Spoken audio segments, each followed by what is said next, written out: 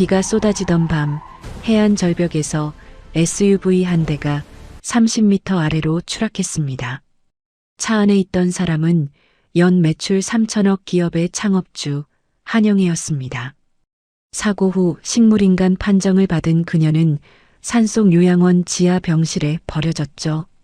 그 침대 옆에서 남편 박대식은 내연녀의 손을 잡고 다정하게 말했습니다.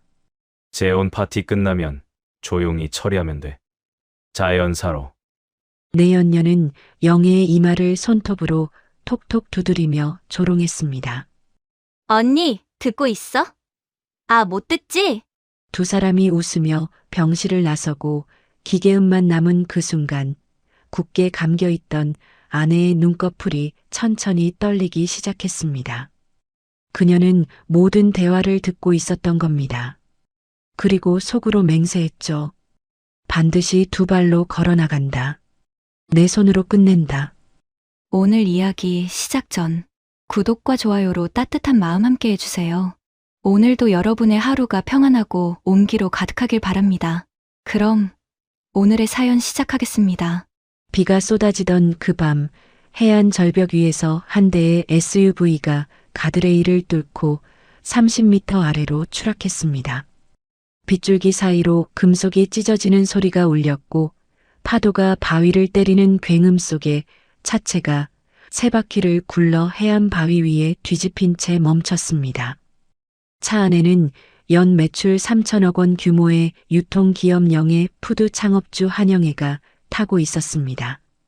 올해 27의 시장 노점에서 반찬 장사를 시작해 25년간 남편을 믿고 회사를 일궈온 여자였습니다.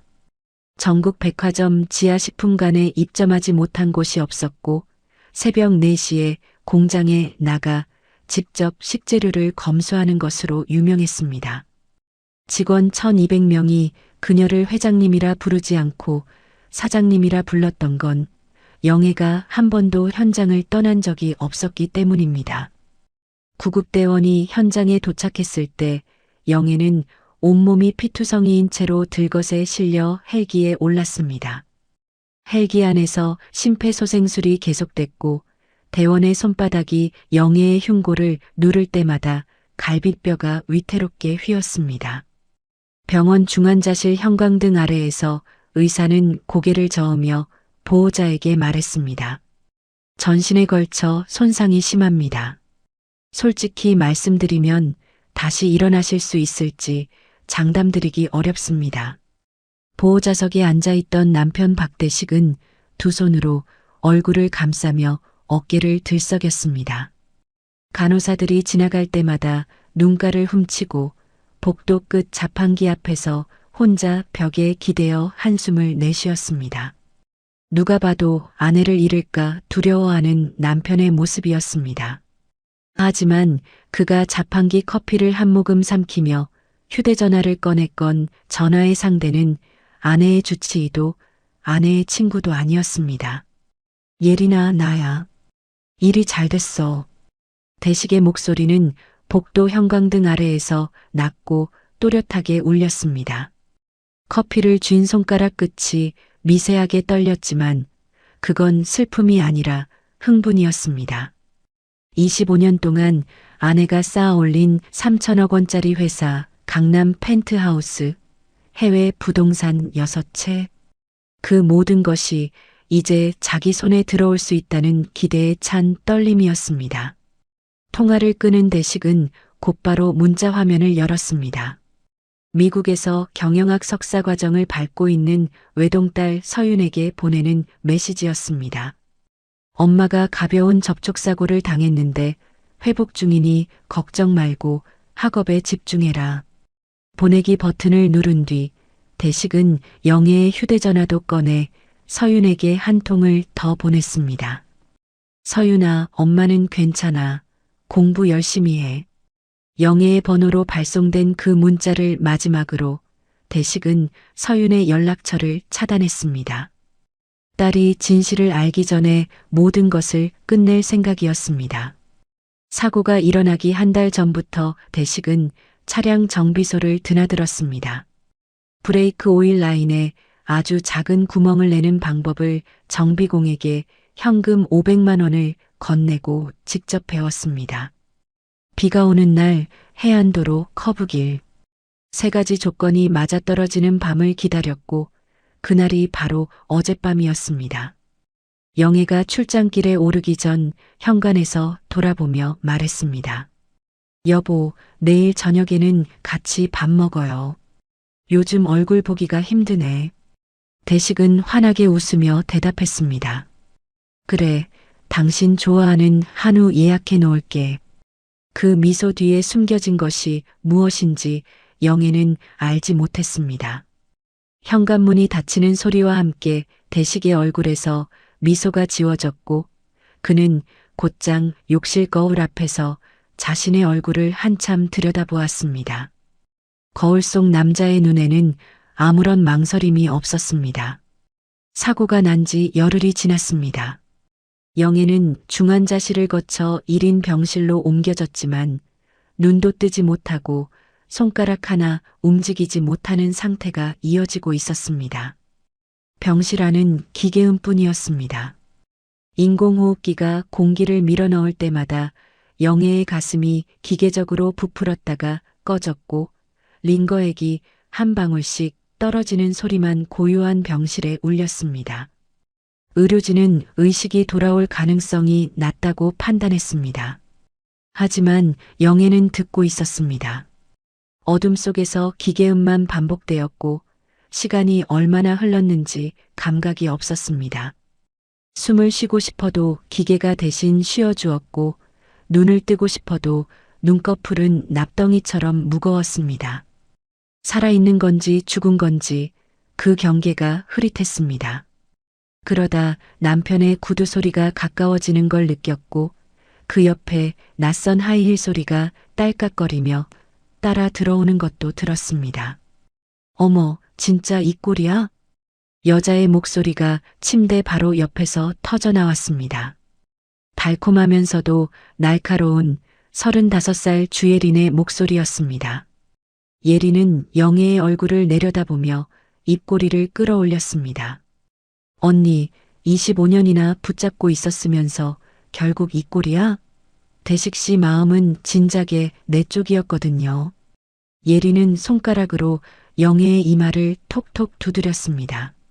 손톱이 피부에 닿을 때마다 작은 소리가 났고 예린은 킥킥 웃음을 터뜨렸습니다. 언니 듣고 있어? 아, 못 듣지?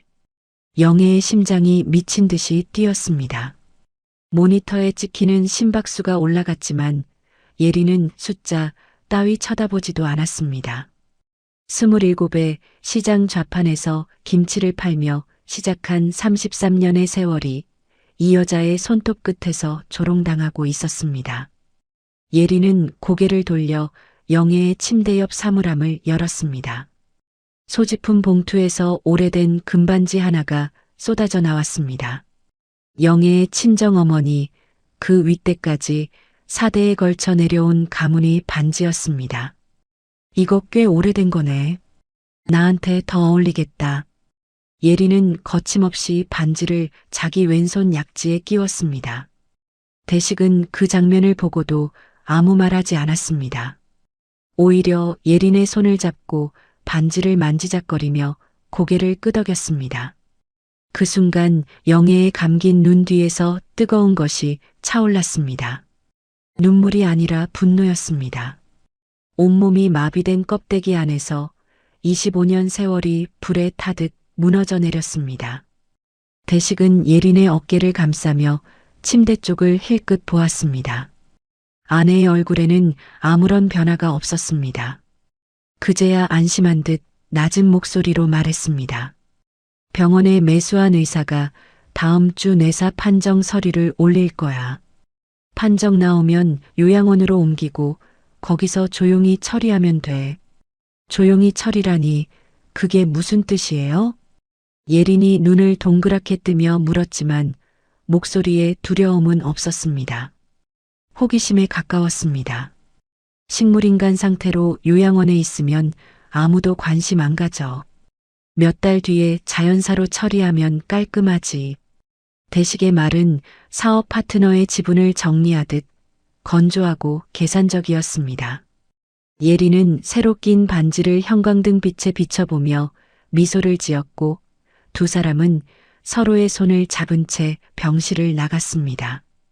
하이힐 소리와 구두 소리가 뒤섞이며 복도 끝으로 사라졌습니다. 병실에는 다시 기계음만 남았습니다. 인공호흡기가 쉭 공기를 밀어넣고 심장 모니터가 찍찍 소리를 이어갔습니다.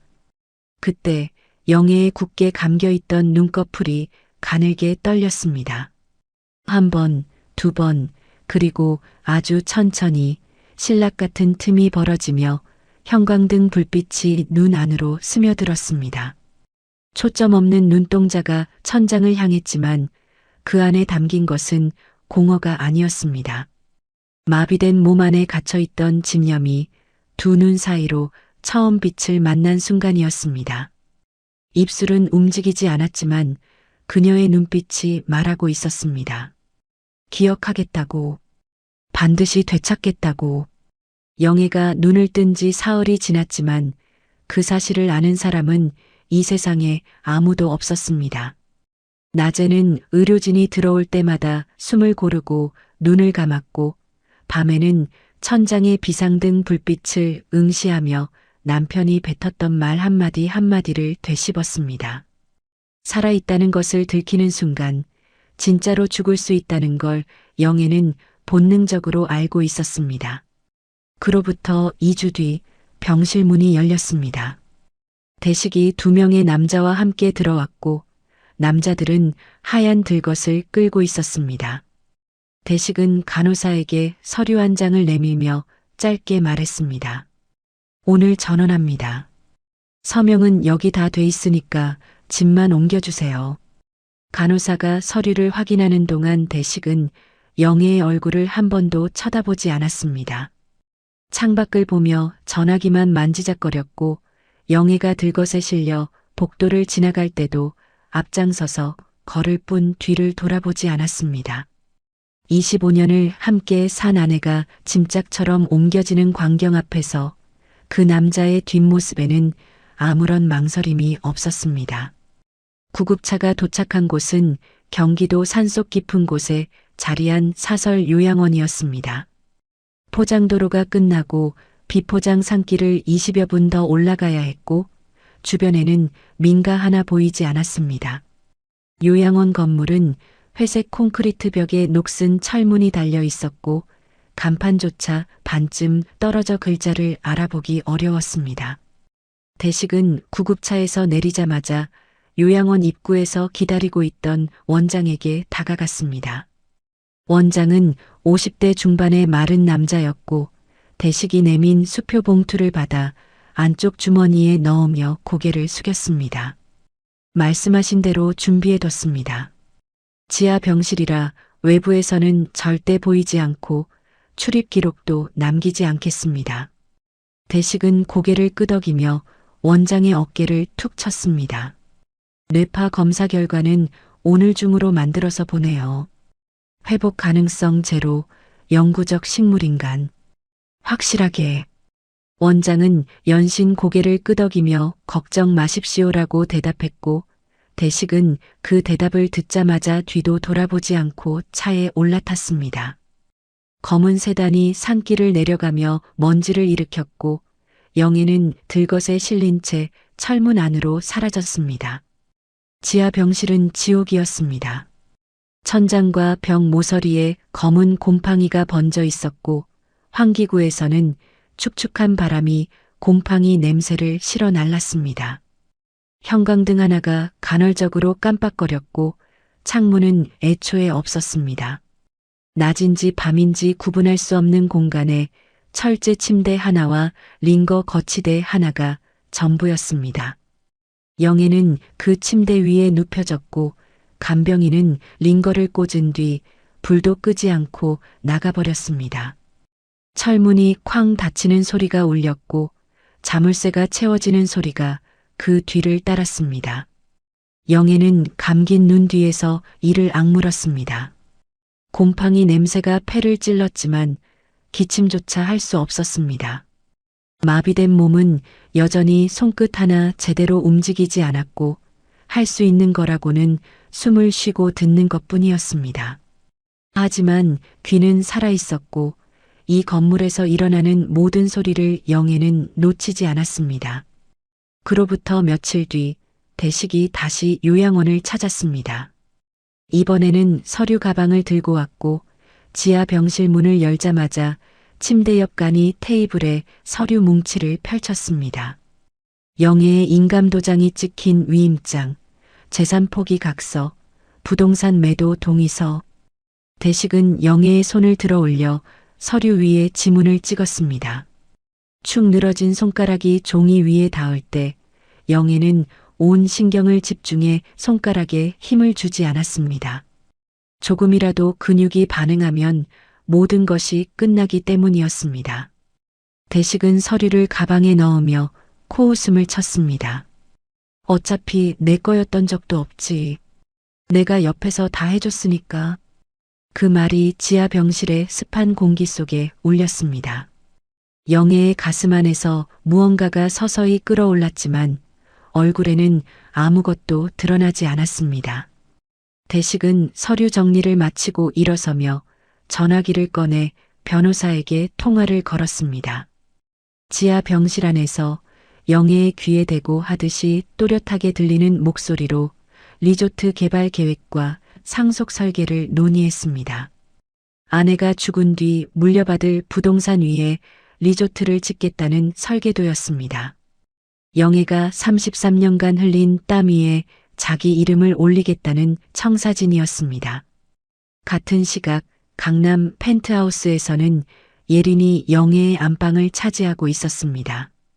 옷장을 열어 영애의 외투와 정장을 하나씩 꺼내 검은 쓰레기 봉투에 쑤셔 넣었고 신발장의 구두도 전부 꺼내 현관 밖에 내다버렸습니다. 영애가 새벽마다 입고 공장에 나가던 작업복도 딸 서윤과 함께 찍은 사진이 든 액자도 쓰레기 봉투 안으로 들어갔습니다. 예리는 텅 빈 옷장에 자기 옷을 걸며 거울 앞에서 한 바퀴 돌았고 왼손 약지에서 영애의 가문 반지가 형광등빛을 받아 번쩍였습니다. 하지만 대식이 모르는 것이 하나 있었습니다. 영애의 진짜 재산은 대식이 들고 간 서류 속에 없었습니다.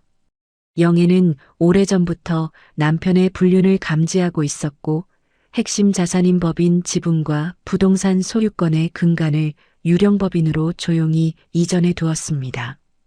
대식이 매수한 변호사가 법인명의 빌딩을 매각하려 했지만 서류상 소유주가 영애 개인이 아닌 법인으로 묶여 있어 번번이 벽에 부딪혔습니다. 대식은 답답해하며 변호사를 닥달했지만 법인 구조의 실체는 영애의 머릿속에만 존재했습니다. 영애가 대식에게 노출시켜 둔 것은 개인명의 예금과 일부 부동산뿐이었습니다. 일부러 남겨둔 미끼였습니다. 남편이 어디까지 탐욕을 부리는지, 어디까지 자신을 배신하는지 끝을 보기 위해 의도적으로 열어둔 덫이었습니다. 대식은 그 미끼를 진짜 전 재산으로 착각하고 탈취에 몰두했고 영애는 지하 병실의 어둠 속에서 그 사실을 떠올리며 입꼬리를 움직이려 했습니다. 아직 웃을 수 있는 근육은 돌아오지 않았지만 마음속에서는 분명히 웃고 있었습니다. 낮에는 시체처럼 누워 있었습니다. 간병인이 링거를 교체하러 올 때, 원장이 서류를 들고 내려올 때 영애는 눈꺼풀 한 번 떨지 않았습니다. 하지만 밤이 되면 달라졌습니다. 형광등이 꺼지고 철문 너머로 인기척이 완전히 사라진 뒤 영애는 온 신경을 손끝에 집중했습니다. 새끼손가락부터 시작했습니다. 뇌에서 보내는 신호가 팔을 타고 내려가 손가락 끝에 닿기까지 마치 굳어버린 시멘트 속을 뚫고 가는 것 같았습니다. 한 번 시도하면 온몸에 땀이 흘렀고 이마에서 흘러내린 땀이 눈에 들어가도 닦을 수가 없었습니다. 어느 밤 지하 병실의 천장에서 물이 한 방울 떨어졌습니다.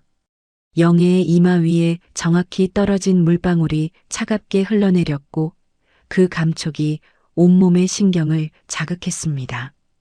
영애는 이를 악물듯 정신을 집중했고 그 순간 오른손 새끼손가락 끝이 1mm 움직였습니다.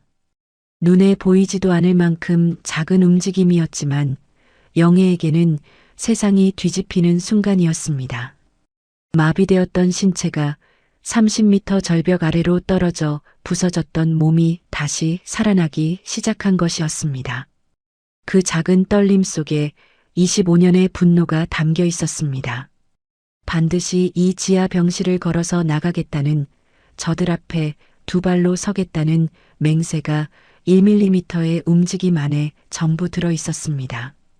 그런데 이 시각 대식은 자신의 서재에서 요양원장에게 전화를 걸고 있었습니다. 재혼 파티 준비가 거의 끝나가는데 그쪽은 언제쯤 정리가 되겠소? 원장이 조심스럽게 대답했습니다. 자연사로 위장하려면 최소 서너 달은 둬야 의심을 안 삽니다. 서너 달? 그렇게 오래? 대식의 목소리에 짜증이 섞였습니다. 원장은 목소리를 더 낮추며 말했습니다. 서두르시면 안 됩니다. 부검이라도 들어가면 저도 끝이에요. 대식은 한참을 침묵하다가 한숨을 내쉬었습니다. 알았어. 파티 끝나고 적당한 시점에 깔끔하게 처리해요. 자연사로. 전화가 끊어졌습니다. 원장은 수화기를 내려놓으며 이마에 땀을 닦았고 대식은 서재 의자에 깊이 기대며 천장을 올려다보았습니다. 그 남자의 눈에는 아내에 대한 미안함 같은 건 한 조각도 없었습니다. 오로지 돈과 시간만 계산하는 차가운 눈빛이었습니다. 지하 병실에서 영애는 그 통화를 듣지 못했습니다. 하지만 남편이 자신을 죽이려 한다는 사실은 이미 알고 있었습니다. 병원에서 들은 그 대화가, 예린의 조롱이, 대식의 계산적인 목소리가 매일 밤 귓속에서 되풀이되었으니까요. 영애는 어둠 속에서 다시 새끼손가락에 집중했습니다. 한 번 더, 한 번만 더. 주먹을 쥐는 날이 올 때까지 이 지하 감옥에서 홀로 싸우겠다고 영애는 다짐했습니다. 영애가 지하 병실에 갇힌 지 2주가 지나도록 세상 어디에서도 그녀를 찾는 사람은 없었습니다. 병원 기록에서 이름이 지워지고 남편은 주변에 아내가 해외 요양을 떠났다고 거짓말을 퍼뜨렸으니까요. 하지만 단 한 사람, 이 거짓말을 처음부터 믿지 않은 사람이 있었습니다. 김 실장이었습니다. 영애 푸드의 비서실장이자 어린 시절 영애의 후원으로 학업을 마치고 대기업 보안 컨설팅 회사에서 10여 년간 경력을 쌓은 보안 전문가였습니다. 영애의 은혜를 잊지 못해 영애 푸드에 합류한 인물이었고 영애에게는 비서실장 그 이상의 존재, 목숨을 걸 수 있는 충복이었습니다. 사고 직후부터 김 실장은 무언가 이상하다고 느꼈습니다. 대식이 아내의 소식을 전하는 방식이 너무 차분했거든요. 25년을 함께 산 아내가 절벽 아래로 떨어졌는데 그 남자의 목소리에는 떨림이 없었습니다. 병문안을 가겠다고 하면 면회를 제안했다며 막더니 어느 날 갑자기 해외 전문 요양시설로 이송했다는 통보가 떨어졌습니다. 어느 나라 어느 병원인지는 일절 알려주지 않았습니다. 김 실장은 그날 밤 보안 컨설팅 시절 동료에게 연락을 넣어 대식의 법인 차량 위치 추적 기록을 추출했습니다. 이틀 뒤 도착한 데이터에는 대식의 차량이 경기도 산속 깊은 곳을 3차례 왕복한 기록이 찍혀 있었습니다. 해외 요양이라더니 대식의 차량은 매번 같은 산길을 다녀오고 있었습니다. 위성사진 속 나무 사이에 숨어 있는 회색 건물 하나. 사설 요양원이었습니다. 김 실장은 확신했습니다. 영애가 그곳에 갇혀 있다는 것을. 정문으로 찾아가면 대식에게 즉시 보고될 게 뻔했고 경찰에 신고하자니 아직 증거가 부족했습니다. 김 실장은 보안 컨설팅 시절의 방법을 택했습니다. 신분을 바꾸고 직접 침투하는 것이었습니다. 위조 경력 증명서와 간병인 자격증을 준비하고 야간 간병인 자리가 비어 있다는 정보를 입수하기까지 열흘이 걸렸습니다.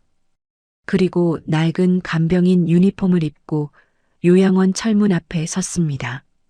야간 근무 첫날 밤 김 실장은 떨리는 손으로 지하 계단을 내려갔습니다. 곰팡이 냄새가 코를 찔렀고 형광등이 깜빡거리는 복도 끝에 철문이 하나 있었습니다. 자물쇠를 열고 문을 밀자 철제 침대 위에 영애가 누워 있었습니다. 이불도 없이 얇은 환자복만 걸친 채 두 눈을 감고 미동도 없는 모습이었습니다. 김 실장의 눈에 뜨거운 것이 차올랐습니다. 3천억 원짜리 회사를 일군 사람이 이 곰팡이 핀 지하실에 버려져 있었습니다. 김 실장은 영애의 침대 옆에 무릎을 꿇고 차가운 손을 잡았습니다.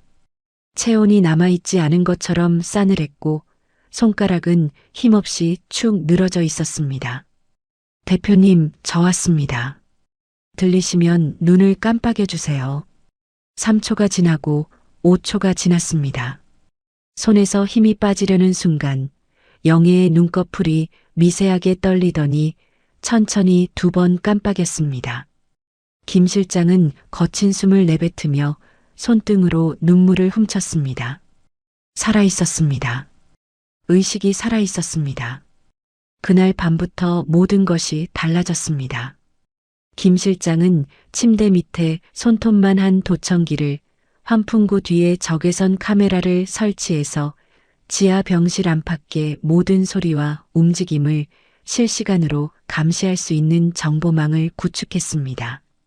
원장이 언제 내려오는지, 누가 전화를 거는지, 영애 주변에서 벌어지는 모든 일이 김 실장의 귀에 들어오기 시작했습니다. 영애의 회복은 눈 깜빡임에서 시작되었습니다. 한 번이 한계였던 깜빡임이 이틀 뒤, 2번, 사흘 뒤, 3번까지 가능해졌고 김 실장은 깜빡임 횟수로 의사소통 체계를 만들었습니다. 그리고 손가락이 움직이기 시작하면서 영애는 김 실장의 손바닥 위에 글자를 쓸 수 있게 되었습니다. 떨리는 손끝으로 한 획 한 획 써내려간 첫 단어는 유령법인이었습니다. 김 실장은 그 글자를 읽는 순간 숨을 멈췄습니다. 영애가 핵심 자산을 숨겨둔 비밀법인의 존재를 알게 된 것이었습니다. 영애는 이어서 미끼 자산의 구조, 대식에게 일부러 노출시킨 덫의 설계, 그리고 복수의 큰 그림을 필담으로 하나씩 전달했습니다. 하지만 영애의 몸을 되살리는 일과 바깥에서 증거를 수집하는 작업을 김 실장 혼자 감당하는 건 불가능했습니다. 영애는 필담으로 지시를 내렸습니다. 믿을 수 있는 사람들한테 나눠. 김 실장은 보안 컨설팅 시절 인맥 3명에게 연락했습니다. 경찰대를 나온 후배에게 수사팀 접선을, 회계 전문가에게 대식의 자금 흐름 추적을, 본사에 남아있는 충성파 직원에게 이중 장부 확보를 맡겼습니다. 김 실장 자신은 영애의 재활에만 집중하기로 했습니다. 매일 밤 요양원 불이 모두 꺼지면 김 실장은 지하로 내려갔습니다. 굳어진 근육을 주무르고 발목을 돌려 신경에 자극을 주었고 영애는 이를 악물며 팔꿈치를 구부리려 했지만 처음에는 1cm도 올라가지 않았습니다. 온몸에 땀이 배고 이마에서 흘러내린 땀이 눈에 들어가도 닦을 수조차 없었습니다. 재활 20일째 밤 김 실장이 조심스럽게 물었습니다. 대표님, 따님한테 연락을 드려야 하지 않겠습니까? 서윤 씨가 알면 반드시 도우러 올 겁니다. 영애는 한참을 침묵했습니다. 그리고 떨리는 손가락으로 천천히 글자를 써내려갔습니다. 안 돼. 대식이가 서윤이를 인질로 잡으면 끝이야. 김 실장은 고개를 숙였습니다. 딸을 지키기 위해 딸을 멀리 두어야 한다는 결정이었습니다. 영애의 손끝이 떨리고 있었고 감긴 눈꺼풀 사이로 뜨거운 것이 한 줄기 흘러내렸습니다. 이것이 영애에게는 마비된 근육을 깨우는 고통보다 더 깊은 고통이었습니다. 김 실장은 아무 말도 하지 못하고 어둠 속에서 영애의 손을 잡은 채 앉아 있었습니다. 50일째부터 발성 연습이 시작되었습니다. 입술을 떼는 것조차 온 힘을 다해야 했고 처음 나온 소리는 바람 빠지는 듯한 신음이었습니다. 얼굴이 벌겋게 달아오르도록 힘을 주었고 입안 점막이 터져 피가 입꼬리로 흘러내리기도 했습니다. 70일째에는 걷기 연습이 시작되었는데 첫날 영애는 무릎이 꺾이며 콘크리트 바닥에 쓰러졌습니다. 김 실장이 급히 부축하려 하자 영애가 고개를 저었습니다. 떨리는 팔로 바닥을 짚고 이를 악물며 스스로 일어났습니다. 그날 밤 7번 쓰러지고 7번 일어났습니다. 시장 좌판에서 김치를 팔며 회사를 일군 사람답게 누구의 등에도 업히지 않겠다는 의지가 쓰러질 때마다 다시 일어서는 동작 안에 담겨 있었습니다. 그 사이 바깥에서도 성과가 들어오고 있었습니다. 회계 전문가가 대식의 자금 흐름에서 최진우 전무와의 비자금 100억 원 공모 정황을 포착했고 충성파 직원이 이중 장부 사본을 빼내는데 성공했으며 경찰 출신 후배는 경제범죄수사대와의 접선을 완료했다는 보고를 보내왔습니다. 김 실장은 매일 밤 이 진행 상황을 영애에게 보고했고 영애는 끄덕이며 다음 지시를 내렸습니다. 복수의 그물이 한 올 한 올 짜여지고 있었습니다. 하지만 이때까지만 해도 김 실장은 몰랐습니다. 영애가 그리고 있는 복수의 그림이 단순히 남편을 감옥에 보내는 것보다 훨씬 크고 잔인하다는 것을. 90일째 밤 영애는 부축 없이 혼자 세 걸음을 걸었습니다. 비틀거리며 벽을 짚긴 했지만 분명히 자기 힘으로 세 걸음이었습니다. 김 실장이 주먹을 꽉 쥐며 소리 없이 환호했고 영애는 벽에 기댄 채 거칠게 숨을 몰아쉬다가 갈라진 목소리로 말했습니다. 걸을 수 있어. 그 한마디가 곰팡이 핀 지하실 벽에 부딪혀 울렸습니다. 김 실장의 눈에서 눈물이 쏟아졌고 영애의 눈에도 뜨거운 것이 고였지만 흘리지는 않았습니다. 아직이었습니다. 올 때는 아직 아니었습니다. 사고가 일어난 지 5개월이 되던 날 대식은 강남 펜트하우스 거실 한가운데에 대형 화이트보드를 세워놓고 재혼 파티 계획을 짜고 있었습니다. 하객 명단 200명, 드레스코드 블랙 앤 레드, 케이터링 예산 2억 원. 아내가 산속 요양원 지하 병실에서 곰팡이 냄새를 맡으며 누워있는 그 시각에 남편은 새 여자와의 축제를 설계하고 있었습니다. 예리는 그 옆에서 웨딩드레스 카탈로그를 넘기면서도 다른 일에 더 몰두하고 있었습니다. 영애의 비밀 계좌를 열기 위해 고용한 전문 해커가 세 번째 시도에서도 실패했다는 보고를 받은 참이었거든요. 영애가 설정해둔 목소리 생체 인증 보안이 문제였습니다. 본인의 음성이 아니면 절대 열리지 않는 시스템이었고 해커가 아무리 우회를 시도해도 번번이 차단되었습니다. 예리는 전화기를 내려놓으며 입술을 깨물었습니다. 아, 진짜 짜증나. 죽어가는 년이 보안은 왜 이렇게 철저하게 해놨어. 대식은 고개도 들지 않고 대답했습니다. 됐어. 그 계좌는 포기해. 어차피 부동산이 더 커. 대식에게는 이미 다른 계획이 있었습니다. 영애의 개인명의 부동산을 담보로 사채를 빌리는 것이었습니다. 영애가 의도적으로 남겨둔 미끼용 자산인 줄도 모르고 대식은 그것이 영애의 전 재산이라고 굳게 믿고 있었습니다. 위조 인감까지 찍어서 서류를 만들었고 사채업자를 수소문해 30억 원을 빌리는데 성공했습니다. 그 돈의 상당 부분으로 예린에게 초호화 다이아몬드 목걸이를 선물했고 나머지는 재혼 파티 비용에 쏟아부었습니다. 그런데 이 사채에는 대식이 상상도 못한 비밀이 숨어 있었습니다. 돈을 빌려준 전주가 일반 사채업자가 아니었거든요. 김 실장이 영애의 비밀 자산을 운용해 세워둔 위장 사채업자였습니다. 영애가 필담으로 직접 지시한 경제적 덫의 핵심 장치였습니다. 대식이 돈이 궁해지면 반드시 사채에 손을 댈 것이고 그때를 대비해 미리 해당 루트에 자금을 배치해 둔 것이었습니다. 대식은 아내의 돈으로 아내를 죽이려는 파티를 준비하고 있었고 그 사실을 본인만 모르고 있었습니다. 같은 시각 지하 병실에서 영애는 도청기를 통해 남편의 목소리를 듣고 있었습니다.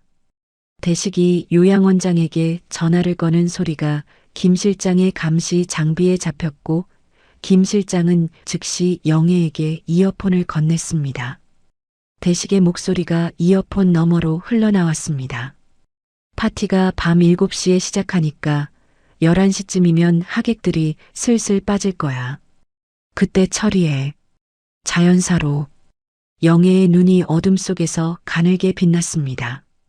입술이 미세하게 떨렸지만 곧 굳게 다물어졌습니다.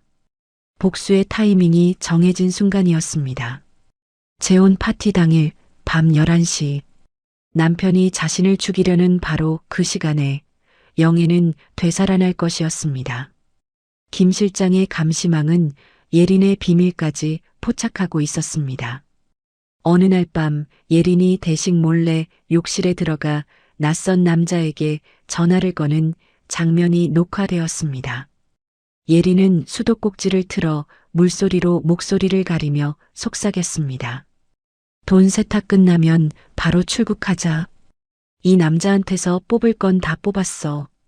김 실장은 이 녹화 파일을 영애에게 들려주며 보고했습니다. 예린은 대식만 속이고 있는 게 아니었습니다. 과거 3번의 혼인 빙자 사기로 실형까지 살았던 전과자였고 대식 역시 예린에게는 돈줄에 불과했습니다. 영애는 그 보고를 듣고도 표정 하나 바꾸지 않았습니다. 오히려 입꼬리가 살짝 올라갔습니다. 남편을 배신한 여자가 또 다른 남자에게 배신당하는 구조가 완성되고 있었으니까요. 그 즈음 펜트하우스에서는 더 끔찍한 일이 벌어지고 있었습니다. 예린이 지하 창고를 뒤지다가 영애의 부모님 유품 상자를 발견한 것이었습니다. 낡은 사진첩, 친정어머니의 비녀, 친정아버지의 만년필. 예린은 그것들을 마당으로 끌고 나가 불을 질렀습니다.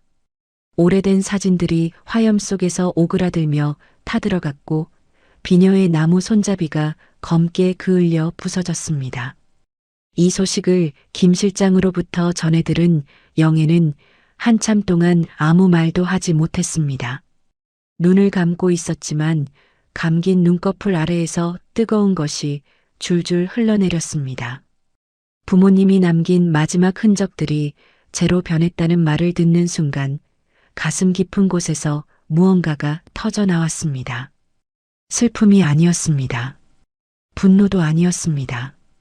그보다 더 깊고 차가운 것, 이 사람들을 반드시 끝장내겠다는 각오가 몸 전체를 관통한 것이었습니다. 그리고 놀라운 일이 벌어졌습니다. 영애의 오른손이 주먹을 쥐었습니다. 이틀 전까지 손가락 하나 겨우 움직이던 손이 완전한 주먹을 쥔 것이었습니다.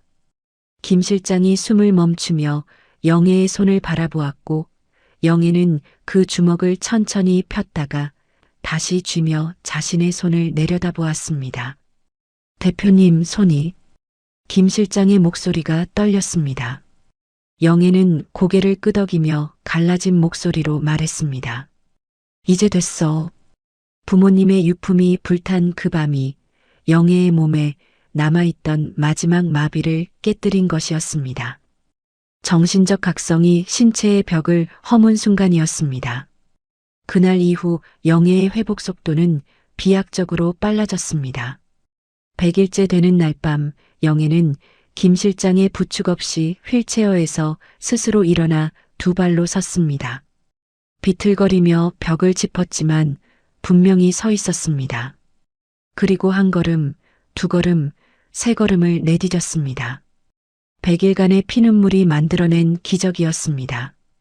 김 실장은 그날을 위해 준비해둔 것들을 꺼냈습니다. 블랙 실크 드레스, 붉은 립스틱, 10cm 키릴. 영애가 파티장에 나타날 때 입을 전투복이었습니다. 경찰 수사팀에게도 연락을 넣어 재혼 파티 당일 요양원 근처에 대기하도록 배치를 마쳤고 원장의 살해 시도 현장을 잡기 위한 시나리오도 최종 점검을 완료했습니다. 모든 퍼즐이 맞춰지고 있었습니다. 재혼 파티 당일이 밝았습니다.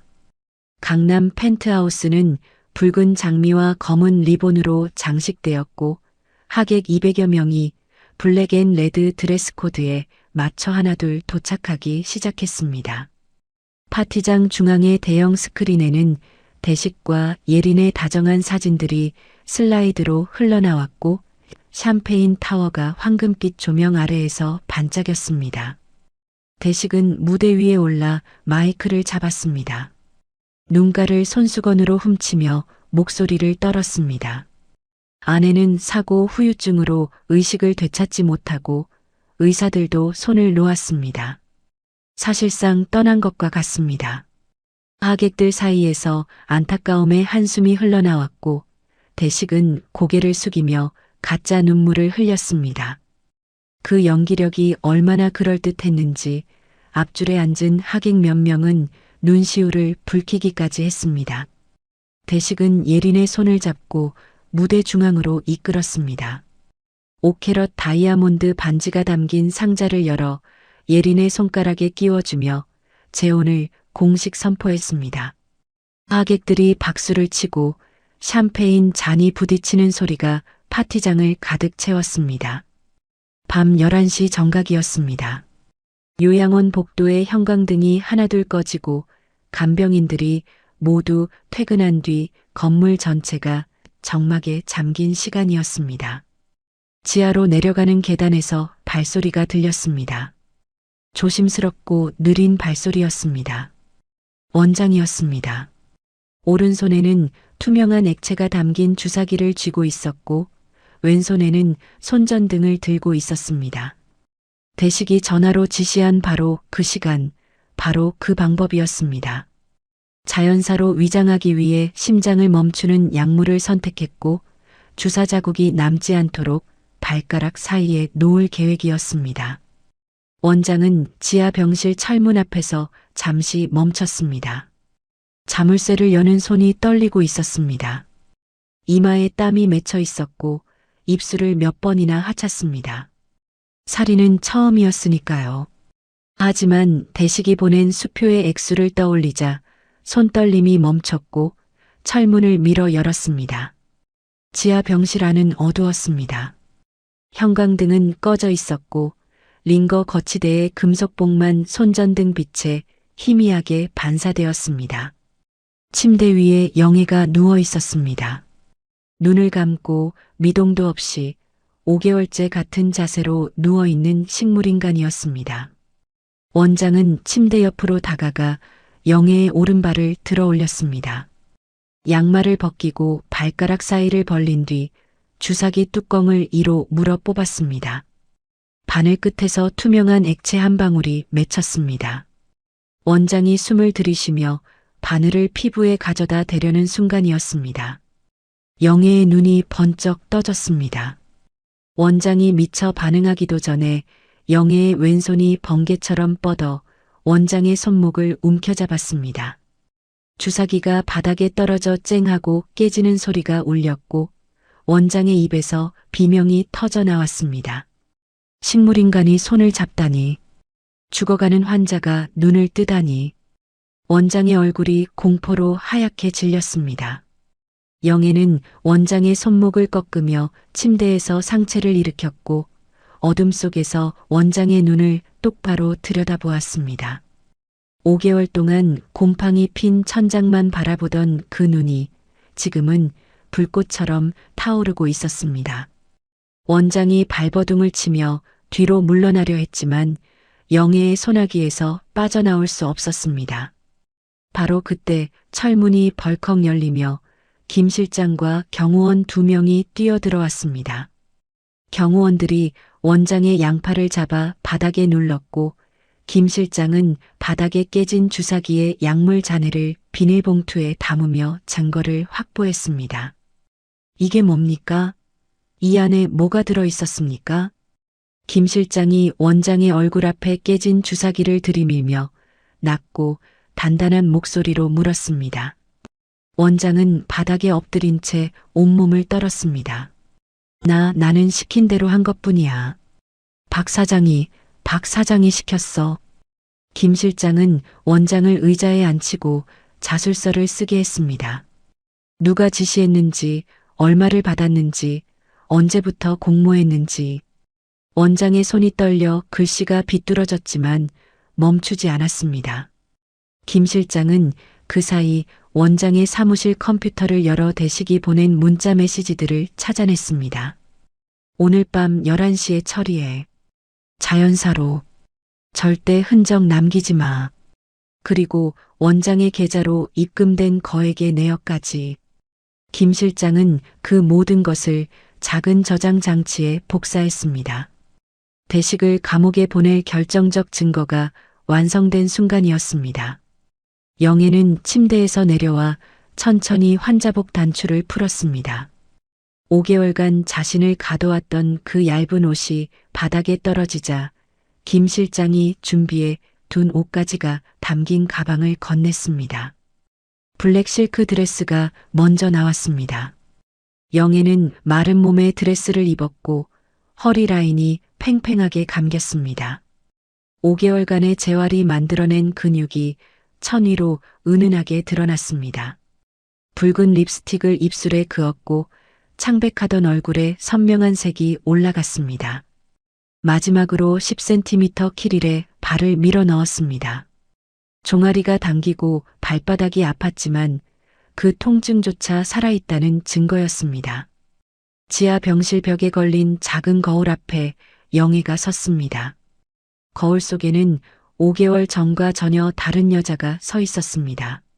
시장 좌판에서 김치를 팔던 27살의 여자도 아니었고 절벽 아래로 떨어져 온몸이 부서졌던 60살의 여자도 아니었습니다. 지옥을 걸어서 빠져나온 사람의 눈빛이었습니다. 영애는 거울 속 자신의 눈을 들여다보며 나지막이 말했습니다. 한영애 돌아왔다. 김 실장이 지하 주차장에 준비해둔 검은색 고성능 차량의 문을 열었고 영애는 키릴 소리를 내며 뒷좌석에 올라탔습니다. 차가 산길을 빠져나와 고속도로에 진입하자 김 실장은 속도를 올렸습니다. 강남 펜트하우스까지 1시간 반 거리였습니다. 영애는 뒷좌석에서 창밖을 바라보았습니다. 가로등 불빛이 스쳐 지나갈 때마다 영애의 얼굴 위로 빛과 그림자가 번갈아 흘렀고 그 눈은 25년 전을 향하고 있었습니다. 27의 시장에서 반찬 장사를 하던 자신에게 대식이 처음 웃으며 다가왔던 날. 결혼식 날 서로의 손가락에 반지를 끼워주던 순간. 새벽 4시에 공장 불을 켜고 영애가 나가면 대식이 침대에서 자고 있던 무수한 새벽들. 그 모든 기억이 지금은 증오의 연료가 되어 가슴속에서 타오르고 있었습니다. 같은 시각 강남 펜트하우스에서는 파티가 절정에 달하고 있었습니다. 대형 스크린에 대식과 예린의 사진이 슬라이드로 흐르고 하객들이 샴페인 잔을 부딪히며 웃고 있었습니다. 대식은 예린의 손을 잡고 무대 위에서 하객들을 향해 환하게 웃었습니다. 아무도 이 파티가 어떻게 끝날지 모르고 있었습니다. 영애의 차가 펜트하우스 지하 주차장에 도착한 건 밤 12시가 넘은 시각이었습니다. 영애는 차에서 내리며 김 실장에게 말했습니다. 파티장 스크린을 우리 카메라로 연결해. 김 실장은 노트북을 열어 요양원에 설치해둔 카메라 영상을 펜트하우스 대형 스크린 시스템에 연결했습니다. 영애가 엘리베이터에 올라타 펜트하우스 층 버튼을 누르는 순간 파티장의 음악이 갑자기 끊겼습니다. 하객들이 고개를 들어 스크린을 바라보았고 대식과 예린의 다정한 사진 대신 어두운 요양원 지하 병실 영상이 재생되기 시작했습니다. 대식의 목소리가 스피커를 통해 파티장 전체에 울려 퍼졌습니다. 오늘 밤 11시에 처리해. 자연사로. 하객들의 웅성거림이 파도처럼 퍼졌습니다. 대식의 얼굴에서 웃음이 사라졌고 예린이 대식의 팔을 잡으며 불안한 눈으로 스크린을 올려다보았습니다. 대식이 마이크를 움켜쥐고 소리쳤습니다. 기계 오작동입니다. 잠깐만요. 금방 고치겠습니다. 하지만 영상은 멈추지 않았습니다. 원장이 주사기를 들고 지하 병실에 들어가는 장면, 영애의 발가락 사이에 바늘을 대려는 장면이 선명하게 재생되었고 하객들의 얼굴이 경악으로 굳어갔습니다. 바로 그 순간 파티장의 육중한 이중문이 천천히 열렸습니다. 또각, 또각, 또각. 키릴이 대리석 바닥을 찍는 소리가 파티장의 정적을 뚫고 울렸습니다. 블랙 실크 드레스에 붉은 입술, 불꽃 같은 눈빛. 죽은 줄 알았던 한영애가 200명의 하객 사이를 가르며 당당하게 걸어 들어왔습니다. 대식의 얼굴이 흙빛으로 변했습니다. 입이 벌어졌지만 소리가 나오지 않았습니다. 한 발, 두 발 뒤로 물러나다가 뒤에 쌓아놓은 샴페인 타워를 등으로 들이받았습니다. 유리잔이 쏟아져 내리며 바닥에서 산산조각이 났고 대식은 샴페인과 유리 파편 위에 처참하게 고꾸라졌습니다. 파티장 전체가 비명과 경악에 휩싸였습니다. 영애는 바닥에 쓰러진 남편 앞까지 천천히 걸어갔습니다. 테이블 위에 샴페인 병을 집어들어 대식의 머리 위로 천천히 기울였습니다. 황금빛 액체가 대식의 머리카락과 양복 위로 줄줄 흘러내렸습니다. 영애는 빈 병을 테이블에 내려놓으며 파티장 전체에 들리도록 또렷하게 말했습니다. 나 죽었다며? 미안해서 어쩌나. 내가 지옥에서 내 돈줄 끊으러 다시 왔는데 200명의 하객이 숨을 죽인 가운데 복수의 서막이 올랐습니다. 예린이 먼저 움직였습니다. 영애가 대식의 머리 위에 샴페인을 쏟아붓는 그 순간 예린은 하이힐을 벗어 던지고 맨발로 파티장 출구를 향해 뛰기 시작했습니다. 붉은 드레스 자락이 흩날렸고 하객들 사이를 밀치며 빠져나가려 했습니다. 하지만 출구에는 이미 김 실장이 팔짱을 끼고 서 있었습니다. 예린이 급하게 방향을 틀어 비상구 쪽으로 달려갔지만 경호원 2명이 길을 막았습니다. 사방이 막힌 것을 깨달은 예린의 얼굴에서 핏기가 빠졌고 벽에 등을 붙인 채 숨을 헐떡였습니다. 영애는 대식을 바닥에 둔 채 천천히 예린을 향해 걸어갔습니다. 키릴이 대리석 바닥을 찍는 소리가 파티장의 정적 속에 또렷하게 울렸습니다. 200명의 하객이 숨을 죽이고 그 장면을 지켜보고 있었습니다. 영애가 예린 앞에 멈춰서자 예린은 떨리는 목소리로 말을 꺼냈습니다. 언니, 나는 대식 씨한테 속은 거예요. 나도 피해자라고요. 영애는 아무 말 없이 예린의 왼손을 들어 올렸습니다. 약지에 끼워진 가문의 반지가 샹들리에 불빛 아래에서 빛났습니다. 영애의 친정 어머니에게서 그 윗대에서 4대에 걸쳐 내려온 반지였습니다. 병원 소지품 봉투에서 예린이 서슴없이 빼가던 그날의 기억이 영애의 눈 속에서 불꽃처럼 타올랐습니다. 영애의 오른손이 번개처럼 움직였습니다. 찰싹! 예린의 왼뺨을 세차게 갈겼고 파티장 전체에 소리가 퍼졌습니다. 예린의 고개가 옆으로 꺾였고 볼에 5개의 손가락 자국이 붉게 떠올랐습니다. 영애는 예린의 손가락에서 반지를 빼내며 차갑게 말했습니다. 이건 내 손에 끼울 물건이 아니야. 영애는 돌려받은 반지를 잠시 들여다보았습니다. 세월의 흔적이 묻어 광택은 바랬지만 안쪽에 새겨진 한자 두 글자는 여전히 선명했습니다. 영애는 그 반지를 자기 왼손 약지에 끼우며 눈을 감았습니다. 5개월 만이었습니다. 병원 침대에서 빼앗기고 곰팡이 핀 지하 병실에서 이를 악물며 되찾겠다고 다짐했던 그 반지가 제자리로 돌아온 것이었습니다. 영애는 무대 위로 올라가 마이크를 집어들었습니다. 파티장 조명이 영애의 얼굴을 비추었고 블랙 실크 드레스 위로 샹들리에 빛이 흘렀습니다. 200명의 하객이 일제히 영애를 올려다보았습니다.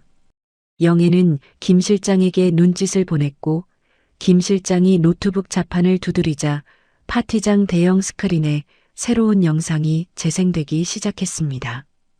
요양원 지하 병실의 영상이었습니다.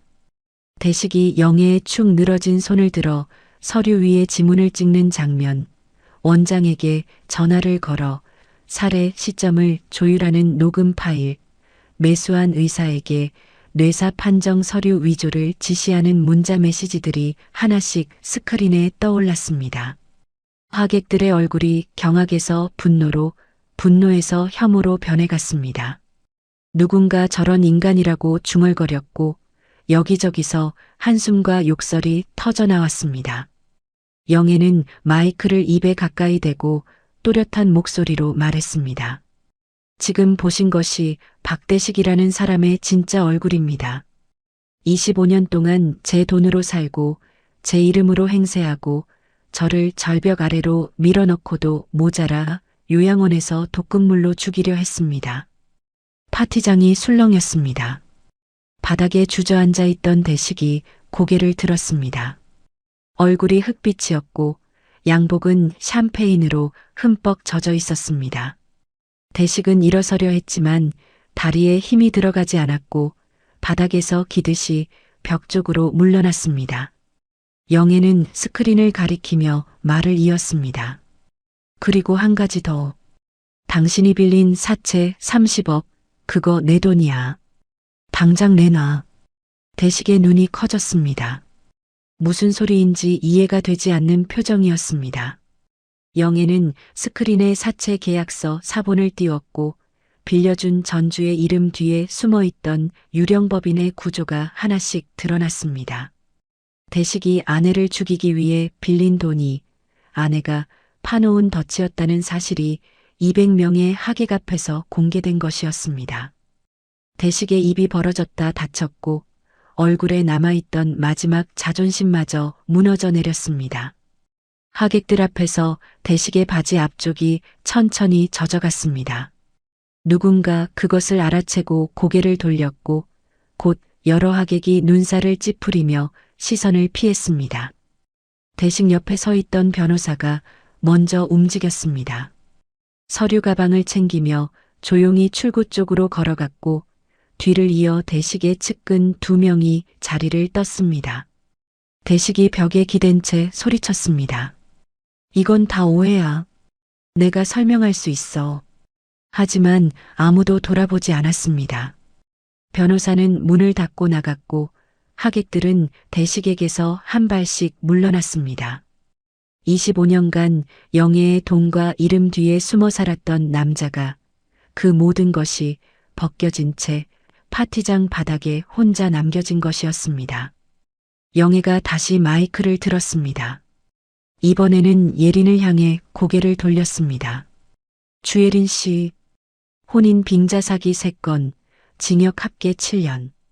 출소 후 이름을 3번 바꿨고 지금도 다른 남자한테 돈 세탁 후 출국하자고 전화한 녹취가 여기 있어요. 예린의 얼굴이 하얗게 질렸습니다. 하객들이 수군거리기 시작했고 영애는 예린의 전과 기록을 스크린에 하나씩 띄웠습니다.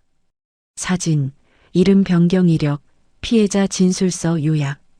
예린은 바닥에 주저앉아 두 손으로 얼굴을 감쌌습니다. 바로 그때 파티장 정문으로 양복 차림의 남자 4명이 들어왔습니다. 경제범죄수사대 형사들이었습니다. 선두에 선 형사가 수갑 2개를 꺼내며 대식과 예린에게 다가갔습니다. 박대식 씨, 주예린 씨, 살인미수 및 사문서 위조 혐의로 긴급 체포합니다. 수갑이 채워지는 금속 소리가 파티장에 울렸습니다. 대식은 멍한 표정으로 수갑을 내려다보았고 예린은 바닥에서 끌려 올려지며 울부짖었습니다. 나는 아무것도 안 했어요. 제발 살려주세요. 하지만 영애는 그 비명에 눈 하나 깜빡하지 않았습니다. 대식이 형사들에게 이끌려 출구로 향하는 순간 영애는 천천히 다가가 대식의 귓가에 입을 가까이 대고 속삭였습니다. 감옥에서 평생 생각해. 당신 성공의 발판이 누구였는지. 대식은 고개를 돌려 영애를 바라보았습니다. 그 눈에는 분노도 후회도 없었습니다. 텅 빈 눈이었습니다. 모든 것을 잃은 사람의 눈이었습니다. 형사들이 대식과 예린을 데리고 나가자 파티장에는 깨진 유리잔과 쏟아진 샴페인, 그리고 200명의 충격에 빠진 하객만이 남았습니다. 김 실장은 이미 다음 수순을 진행하고 있었습니다. 요양원에 남아있던 증거물과 원장의 자백 영상을 전국 주요 방송사와 신문사에 동시에 전송했고 대식과 예린의 혼인 신고가 중혼이자 문서 위조에 의한 무효라는 법적 절차를 즉각 개시하도록 변호사에게 지시했습니다. 파티장에 남아있던 음식은 인근 노숙자 지원 시설로 보내라고 호텔 측에 전달했고 펜트하우스는 즉시 출입을 통제하고 압류 절차에 들어갔습니다. 영애는 무대에서 내려와 파티장을 가로질러 출구로 향했습니다. 하객들이 양옆으로 길을 열어주었고 몇몇은 고개를 숙이며 몰라뵙고 죄송합니다라고 중얼거렸습니다. 영애는 아무에게도 대답하지 않았습니다. 키릴 소리만 또각또각 울리며 파티장을 빠져나갔고 김 실장이 문 앞에서 차 문을 열어주었습니다. 차가 강남대로를 달리기 시작했습니다. 뒷좌석에 앉은 영애는 창밖으로 흐르는 야경을 바라보았습니다. 네온사인과 가로등 불빛이 영애의 얼굴 위로 스쳐 지나갔고 왼손 약지의 반지가 지나가는 빛을 받아 한번 반짝였습니다. 김 실장이 백미러로 영애를 살피며 조심스럽게 물었습니다. 대표님, 괜찮으십니까? 영애는 잠시 침묵하다가 창밖에서 눈을 떼지 않은 채 대답했습니다. 아직 끝난 게 아니야. 내일 아침 긴급 이사회 소집해. 김 실장은 고개를 끄덕이며 핸들을 돌렸습니다. 차가 본사 사옥을 향해 방향을 바꿨고 영애는 뒷좌석에서 눈을 감았습니다. 파티장에서의 복수는 끝났지만 회사 안에 뿌리를 내린 배신자들의 청사는 아직 시작도 하지 않았습니다. 이 밤은 아직 길었습니다. 다음 날 오전 9시 영애 푸드 본사 28층 대회의실에 형광등이 켜졌습니다. 김 실장이 전 임원에게 긴급 소집 문자를 보낸 지 40분 만에 12명이 하나둘 도착했습니다. 어젯밤 파티장 소식을 접하고 불안한 얼굴로 문을 열던 임원들은 대표이사 의자에 앉아 있는 사람을 보자마자 숨을 멈췄습니다. 5개월 전 절벽 아래로 추락해 다시는 깨어나지 못할 거라던 영애가 검은 실크 드레스 위에 회색 코트를 걸치고 등을 꼿꼿이 세운 채 그 자리에 앉아 있었거든요. 아무도 먼저 말을 꺼내지 못했습니다. 누군가는 유령을 본 듯 입을 벌린 채 굳었고 재무이사는 물컵을 들다가 손이 떨려 탁자 위에 물을 쏟았습니다. 그 물이 탁자를 타고 흘러내리는 소리만 회의실에 울렸습니다. 영애의 앞에는 서류 더미가 가지런히 놓여 있었고 김 실장은 벽에 기대어 팔짱을 낀 채 조용히 서 있었습니다. 영애가 천천히 일어났습니다. 키릴이 대리석 바닥을 또각 울렸고 임원 서너 명이 어깨를 움찔했습니다. 영애는 탁자 끝에서 끝까지 걸으며 한 사람 한 사람의 얼굴을 내려다보았습니다. 시선이 지나갈 때마다 고개를 숙이거나 눈을 피하는 모습이 줄줄이 이어졌습니다. 영애의 발걸음이 탁자 한가운데 최진우 전무 앞에서 멈췄습니다. 진우는 넥타이를 고쳐 매며 태연한 척했지만 이마에 맺힌 땀방울이 속마음을 드러내고 있었습니다. 영애가 중환자실에 누워있는 동안 대식과 손잡고 회사 자금 100억 원을 해외 페이퍼 컴퍼니 세 곳으로 빼돌린 사람이 바로 진우였습니다. 영애가 서류 한 장을 진우 앞에 밀어놓았습니다. 해외 송금 내역서였습니다. 금액과 날짜, 수신 계좌가 빼곡했고 진우의 개인 도장이 찍힌 승인서, 사본이 붙어 있었습니다.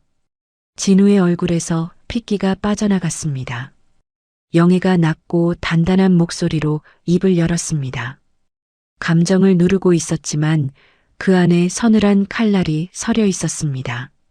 전무님, 100억 원이 어디 있는지 1시간 안에 말씀해 주시겠어요? 진우의 입술이 파르르 떨렸습니다. 양손으로 탁자 모서리를 움켜잡은 손등에 핏줄이 붉어졌습니다. 대표님, 그건 오해십니다. 박 부사장님 지시로 정상적인 투자를 집행한 것뿐입니다. 영애는 대꾸 없이 두 번째 서류를 꺼냈습니다. 대식의 지시 문자와 진우의 답장 기록이었습니다. 수익금 분배 비율까지 적혀 있었습니다. 대식 60%, 진우 40%. 영애가 그 숫자를 손가락으로 짚자 진우의 무릎이 탁자 아래에서 덜덜 떨리는 소리가 들렸습니다. 그때 옆자리 기획이사가 벌떡 일어났습니다.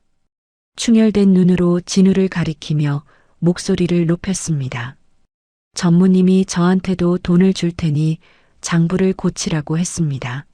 총무이사한테도 같은 지시를 내렸어요. 회의실이 순식간에 뒤집어졌습니다.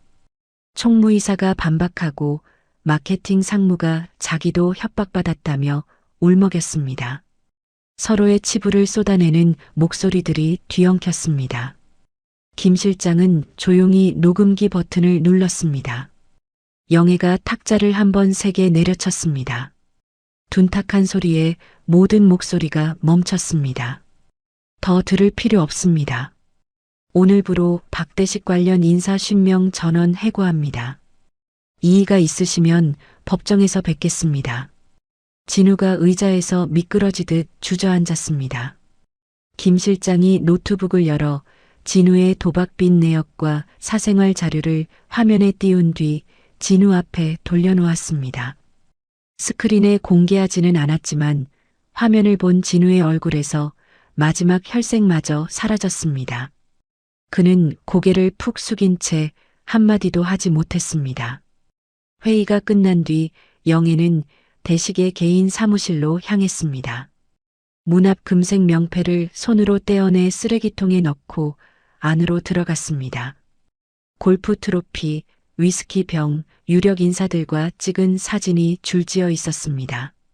영애는 사진을 하나씩 떼어 모두 뒤집어 놓았습니다.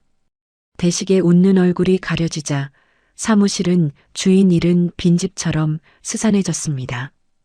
영애의 시선이 벽면 서재에 멈췄습니다. 김 실장이 세 번째 칸을 당기자 숨겨진 금고가 드러났습니다. 이 금고는 영애 자신이 설치한 것이었습니다. 남편의 비리에 대비해 증거와 비상자금을 넣어둔 곳이었습니다. 대식은 금고의 존재를 알았지만 열지 못했습니다. 영애의 목소리로만 열리는 생체 인증이 걸려 있었거든요. 영애가 금고 앞에 섰습니다. 차가운 금속에 손을 올리자 서늘한 감촉이 손끝에 전해졌습니다. 가볍게 숨을 들이쉬고 마이크에 대고 말했습니다. 한영애입니다. 전자음이 울리고 문이 열렸습니다. 안에서 차가운 금속 냄새가 흘러나왔습니다. 비상용 금괴 10개가 가지런히 쌓여 있었고 대식의 초기 횡령 정황이 적힌 수첩이 놓여 있었습니다. 영애는 금괴와 수첩을 확인한 뒤 고개를 끄덕였습니다. 자신이 남겨둔 것들이 고스란히 남아 있었습니다. 김 실장은 이어서 대식의 개인 사무실을 수색했습니다. 책상 서랍 이중 바닥을 뜯어내자 밀봉된 갈색 봉투 하나가 나왔습니다. 봉투를 열자 보험 계약서가 나왔습니다. 피보험자 한영애, 수익자 박대식, 사망 시 보험금 50억 원. 체결일은 사고 3개월 전이었습니다. 대식은 아내를 죽이고 보험금까지 타내려는 계획을 3개월 전부터 준비하고 있었던 것입니다. 영애의 입술이 꽉 다물어졌습니다. 눈가에 가느다란 핏줄이 섰습니다. 분노보다 깊은 이름 붙일 수 없는 감정이 가슴을 짓눌렀습니다. 25해를 함께한 사람이 종이 한 장 위의 숫자로 자신의 죽음을 설계했다는 사실이 차갑게 증명되고 있었습니다. 영애는 계약서를 쥔 채 한참을 움직이지 않았습니다. 김 실장이 조심스럽게 다가와 낮고 단단한 목소리로 말했습니다. 대표님, 이 계약서면 살인 미수의 계획성을 완벽하게 입증할 수 있습니다. 영애는 천천히 고개를 끄덕이고 손에 쥔 계약서를 내려다보았습니다. 입가에 씁쓸한 미소가 번졌습니다. 기쁨이 아니라 남편을 의심하며 이 금고를 준비했던 과거의 자신에 대한 안도와 슬픔이 뒤섞인 표정이었습니다. 결국 이걸로 끝나는 거야. 김 실장은 그 한마디의 무게를 알기에 아무 대꾸도 하지 않았습니다. 다음 날 영애는 금괴 절반을 대식의 이름으로 전국 고아원과 양로원에 기부하라고 지시했습니다. 뉴스를 통해 이 소식을 접한 대식이 감옥에서 철창을 붙잡고 절규했다는 이야기가 교도관을 통해 전해졌습니다. 자신의 돈이 자신의 이름으로 가장 싫어하는 곳에 뿌려지는 것을 지켜보는 고통은 감옥벽보다 단단한 형벌이었습니다. 대식에게 남아있던 마지막 변호인에게도 로비 장부 사본이 전달되었고 그 변호인은 당일 오후 사임서를 제출했습니다. 대식은 단 한 명의 조력자도 없는 완전한 고립에 빠졌습니다. 영애는 억울하게 해고당했던 직원들의 명단을 받아 한 명 한 명 직접 전화를 걸었습니다. 아직 완전히 회복되지 않은 쉰 목소리였지만 한 사람도 빠뜨리지 않았습니다. 본사 정문에는 부정부패 척결과 윤리 경영을 약속하는 선언문을 직접 부착했습니다. 바람에 종이가 펄럭였고 영애는 손으로 꾹 눌러붙이며 한참을 서 있었습니다. 해질 무렵 영애는 보안팀과 함께 양평 별장으로 향했습니다. 관리되지 않은 정원에 잡초가 무릎까지 올라와 있었고 현관 앞에는 낙엽이 수북했습니다. 거실 테이블 위에 와인 잔 2개가 그대로 놓여 있었습니다. 하나의 붉은 립스틱 자국이 선명했습니다. 영애는 그 잔을 집어들었다가 아무 말 없이 내려놓았습니다. 별장 서재의 2번째 금고를 열자 대식이 해외로 빼돌린 자금 경로가 담긴 하드 디스크와 자필 메모가 나왔습니다. 페이퍼 컴퍼니 3곳의 이름과 계좌 접속 정보가 적혀 있었습니다. 아내의 금고 안에 아내를 배신한 증거를 숨겨둔 셈이었습니다. 아내가 절대 열 일이 없을 거라고 확신했던 것이겠죠. 김 실장은 즉시 하드 디스크를 복제하고 해외 계좌 동결 요청을 전달했습니다. 영애는 별장 대문을 걸어 잠그고 열쇠를 주머니에 넣었습니다. 이곳은 경매에 붙여질 것이고 그 자리에는 요양원 피해자를 위한 상담센터가 들어설 예정이었습니다. 차에 오르기 전 영애는 밤하늘을 올려다보았습니다. 별이 선명했습니다. 5개월 전 지하 병실에서는 볼 수 없었던 하늘이었습니다. 박대식이 숨을 곳은 이 세상 어디에도 없습니다. 그 말은 바람에 실려 사라졌지만 담긴 의지는 잠긴 대문보다 단단했습니다. 영애는 차에 올라 서울로 향했습니다. 아직 남은 일이 있었지만 입안만큼은 되찾은 것들의 무게가 어깨를 조금은 가볍게 해주는 것 같았습니다. 재판이 열린 날 법원 앞에는 새벽부터 사람들이 줄을 서 있었습니다. 취재진의 카메라 셔터 소리가 쉴 새 없이 울렸고 방청석 120석은 개정 1시간 전에 이미 가득 찼습니다. 영의 푸드 창업주의 남편이 아내를 절벽 아래로 떨어뜨리고 재산을 빼돌린 사건은 온 나라의 이목을 집중시키고 있었습니다. 영애는 법원 뒷문으로 조용히 들어왔습니다. 검은 정장에 단정하게 묶은 머리, 화장기 없는 얼굴이었습니다. 파티장에서 실크 드레스와 붉은 립스틱으로 무장했던 모습과는 전혀 달랐습니다. 오늘은 복수의 밤이 아니라 법의 낮이었거든요. 증인 대기실에서 김 실장이 건넨 물을 한 모금 마셨습니다. 손이 미세하게 떨렸지만 눈빛은 흔들리지 않았습니다. 10시 정각 재판장이 입장하며 개정을 선언했습니다. 피고인석에 대식과 예린이 나란히 앉아 있었습니다. 대식은 수갑이 채워진 손을 무릎 위에 올리고 고개를 숙이고 있었습니다. 머리카락은 듬성듬성 빠져 있었고 볼이 움푹 꺼진 얼굴에 그림자가 깊게 내려앉아 있었습니다. 예린은 대식에게서 의자 하나를 떨어뜨려 앉은 채 그를 쳐다보지도 않았습니다. 영애가 증인석으로 호출되었습니다. 방청석을 가로질러 걸어가는 발소리가 조용한 법정에 울렸습니다. 선서를 마친 영애는 정면을 바라보았습니다. 시선의 끝에 대식이 있었습니다. 두 사람의 눈이 마주쳤습니다. 대식의 눈동자가 흔들렸지만 영애의 눈은 고요했습니다. 검사의 질문에 영애는 중환자실에서 들었던 이야기를 하나하나 꺼냈습니다. 인공호흡기의 슉슉 소리 너머로 들렸던 남편의 목소리, 내연녀의 킥킥거리는 웃음, 산소호흡기 튜브를 잡아당기던 손길, 가문의 반지를 빼가던 순간까지 1개월 동안 마비된 몸에 갇혀 천장만 바라보며 새겨넣은 기억들이었습니다. 영애의 목소리는 담담했지만 법정의 공기는 무거워졌습니다. 방청석에서 흐느끼는 소리가 들려왔고 배석 판사 한 명이 안경을 벗고 눈가를 훔쳤습니다. 다음 증인은 요양원장이었습니다. 원장은 증인석에 앉자마자 어깨가 들썩이며 울기 시작했습니다. 코끝이 빨갛게 물들었고 목소리가 갈라져 나왔습니다. 돈 때문에 양심을 팔았습니다. 박대식 씨가 매달 3천만 원을 보내주었고 저는 그 돈에 눈이 멀어 뇌파 검사를 조작했습니다. 원장은 대식에게서 받은 살해 지시까지 상세하게 진술했습니다. 재혼 파티 당일 밤 11시에 독극물을 주사하라는 문자를 받았다는 증언에 방청석이 웅성거렸고 재판장이 정숙을 명했습니다. 영애는 원장의 증언이 끝난 뒤 형량 조정 의견서를 제출했습니다.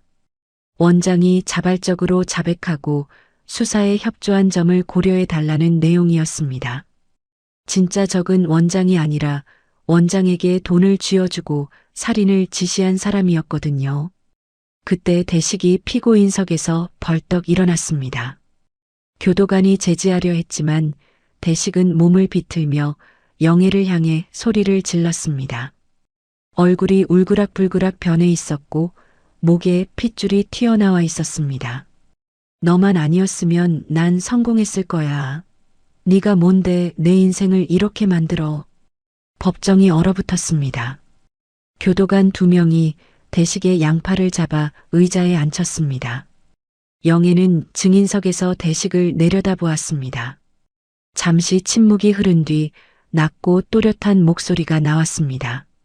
당신 성공의 발판이 누구였는지 잊은 것 같은데 제가 그 발판을 걷어찼습니다.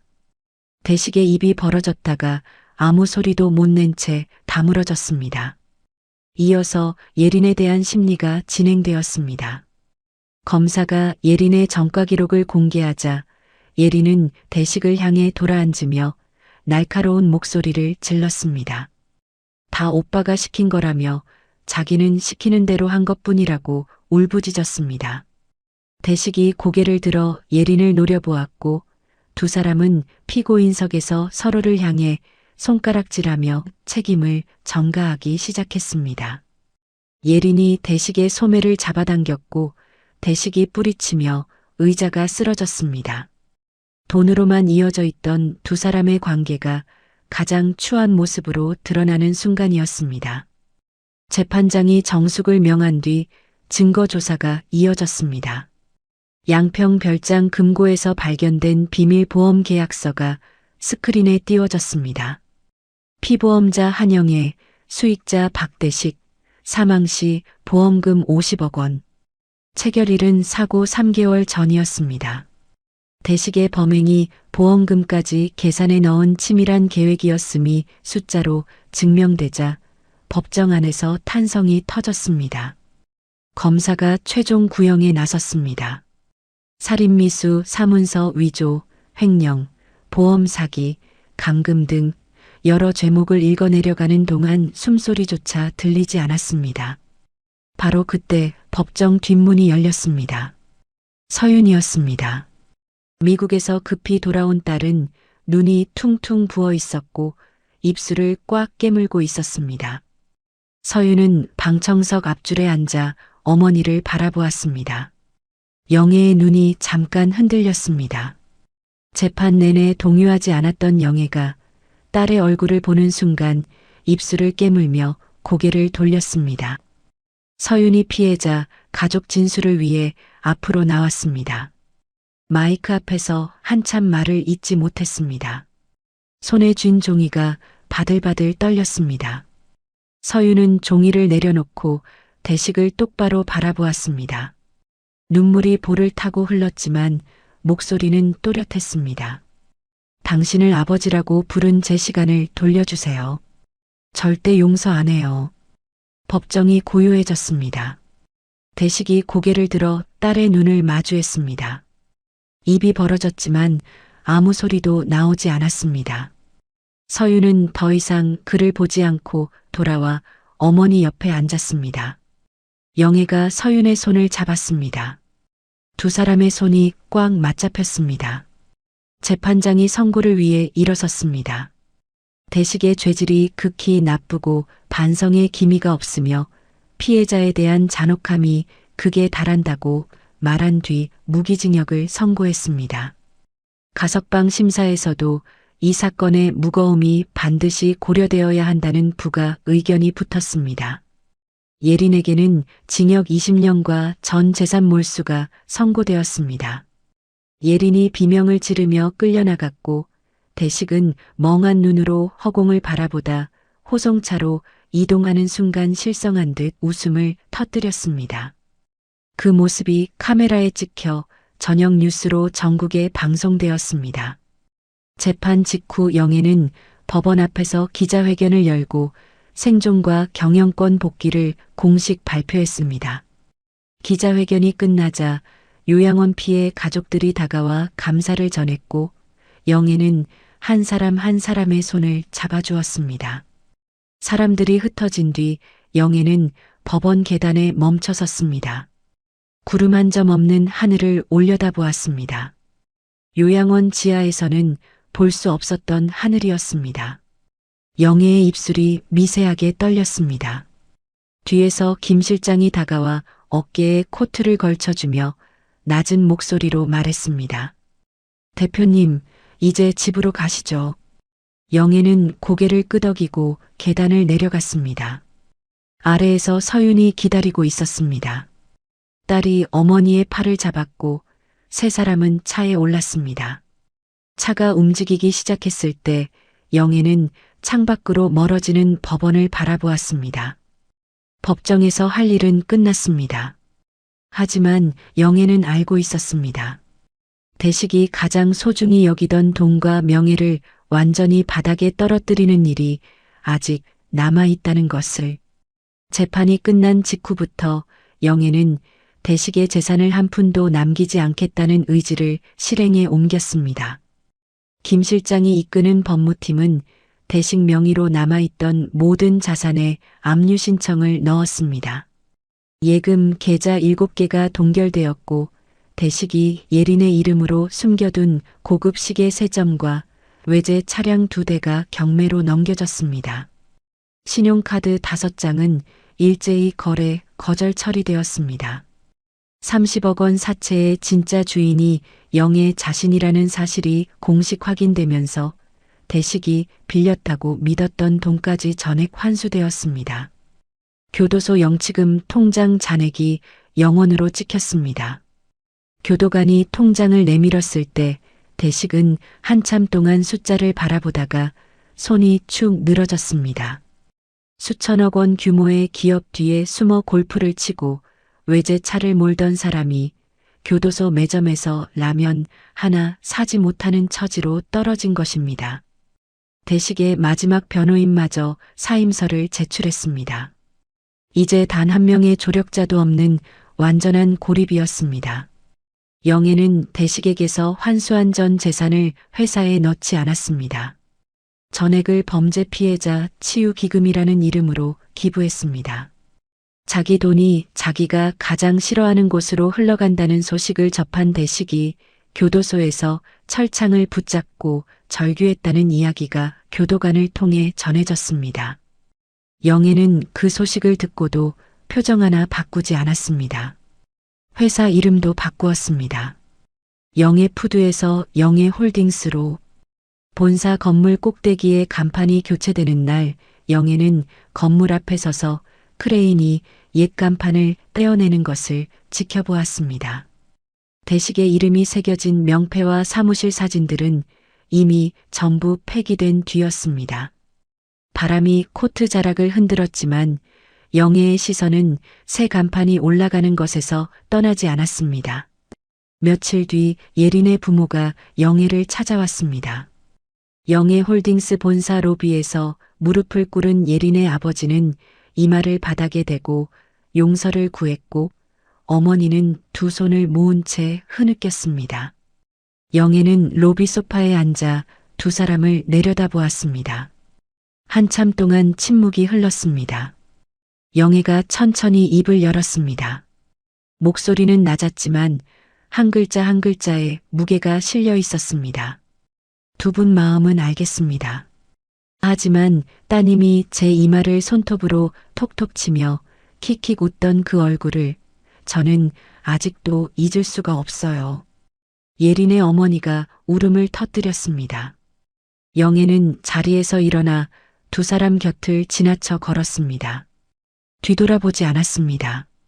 모든 청산이 끝난 어느 저녁이었습니다. 본사에 남은 사람은 영애뿐이었습니다. 대표실 창밖으로 서울의 야경이 펼쳐져 있었지만 영애의 눈은 책상 위 액자를 향하고 있었습니다. 25년 전 갓 태어난 서윤을 안고 환하게 웃고 있는 젊은 자신과 그 옆에서 아내의 어깨에 손을 올린 대식의 모습이 담긴 사진이었습니다. 영애는 사진을 오래 들여다보았습니다. 사진 속 대식의 웃음과 법정에서 실성한 듯 웃으며 호송차에 올랐던 대식의 얼굴이 겹쳤습니다. 영애는 사진을 천천히 뒤집어 서랍 가장 깊은 곳에 넣었습니다. 그때 대표실 문이 조용히 열렸습니다. 서윤이었습니다. 딸은 말없이 어머니에게 다가와 안았습니다. 팔에 힘을 주어 꼭 안았습니다. 영애의 몸이 굳었습니다. 요양원 지하에서 마비된 채 누워있을 때 가장 보고 싶었던 사람이 바로 이 아이였습니다. 영애의 눈에서 눈물이 흘렀습니다. 복수의 눈물이 아니었습니다. 오래 참아왔던 어머니로서의 눈물이었습니다. 서윤이 어머니의 등을 토닥이며 떨리는 목소리로 말했습니다. 엄마, 이제 울어도 돼. 나 여기 있잖아. 영애는 딸의 어깨에 얼굴을 묻었습니다. 소리 없이 한참을 흐느꼈습니다.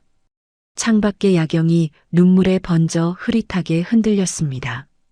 한참 뒤 영애가 딸의 볼을 부드럽게 감싸며 말했습니다. 서윤아, 이제 끝났어. 엄마는 이제 나를 위해 살 거야. 서윤이 고개를 끄덕이며 어머니의 손 위에 자기 손을 포겠습니다. 대표실에는 두 사람의 고른 숨소리만 남았습니다. 영애가 맨발로 잔디를 밟은 것은 사고 이후 처음이었습니다.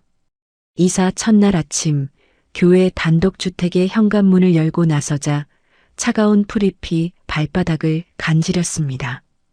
이슬에 젖은 잔디 사이로 발가락이 파고들었고 흙의 축축한 감촉이 발끝에서 올라왔습니다.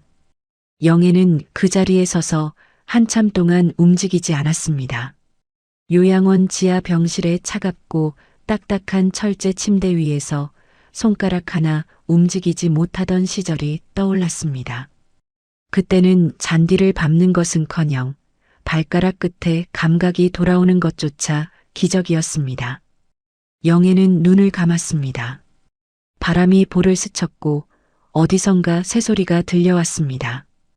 입술이 미세하게 떨리더니 나지막한 목소리가 흘러나왔습니다. 이게 자유구나. 그 한마디에 지난 1년의 무게가 담겨 있었습니다. 절벽 아래로 떨어지던 밤, 인공호흡기 소리 너머로 들었던 남편의 자백, 곰팡이 핀 지하 병실에서 이를 악물고 손가락을 움직이던 100일의 밤들, 키리를 신고 파티장에 걸어 들어가던 순간, 법정에서 딸의 손을 잡았던 그 온기까지 모든 것이 이 차가운 잔디 위에 맨발로 서는 이 순간을 위한 것이었습니다. 대식과 함께 살던 강남 펜트하우스는 이미 처분을 마쳤습니다.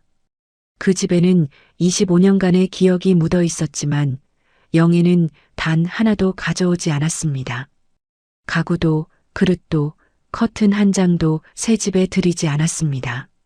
새 집은 서울 외곽의 조용한 마을에 자리 잡은 작은 2층 집이었습니다.